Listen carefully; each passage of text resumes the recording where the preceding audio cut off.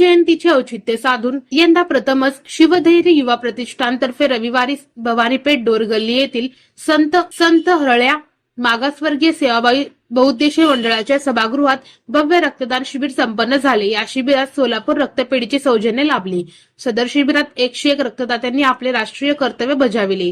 सामाजिक बांधिलकीतून रक्तदान शिबिराचा विधायक उपक्रम राबविण्यात आल्याची माहिती प्रतिष्ठानचे संस्थापक अध्यक्ष अभिषेक गायकवाड व वीरशिव हरळ्या समाजाचे ट्रस्टी अध्यक्ष राम कबाडे यांनी दिली।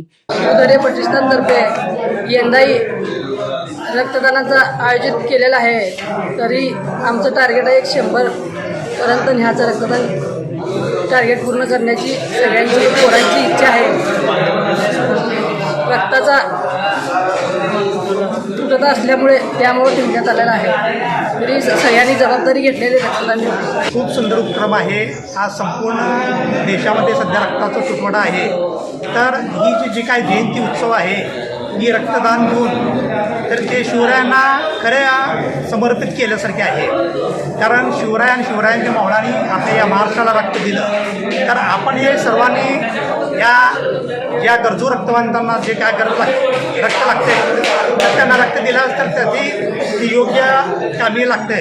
या हिशोबाने आता हा कार्यक्रम यांनी आयोजित केला होता। या कार्यक्रमाला मोठ्या प्रमाणात रक्तदान झालेलं आहे। आपल्या भागातील सर्व तरुण वर्ग इथे येऊन रक्त दिलेलं आहे आणि ही जयंती खऱ्या अर्थाने आज इथं उत्सवित झालेली आहे। तरी संपूर्ण शिवधैर्य प्रतिष्ठानच्या मंडळाचं व त्यांच्या संपूर्ण कार्यकर्त्यांचं मी अभिनंदन करतो। सदरचे शिबिर यशस्वी करण्यासाठी राहुल गायकवाड, अजय शिंदे, बिरुषा बोराळे, योगेश कबाडे, गणेश मभरुमकाने, प्रशांत हब्बू, सोमनाथ वाघमारे, प्रशांत कलशेट्टी आदी मान्यवर पदाधिकारी यांनी परिश्रम घेतले।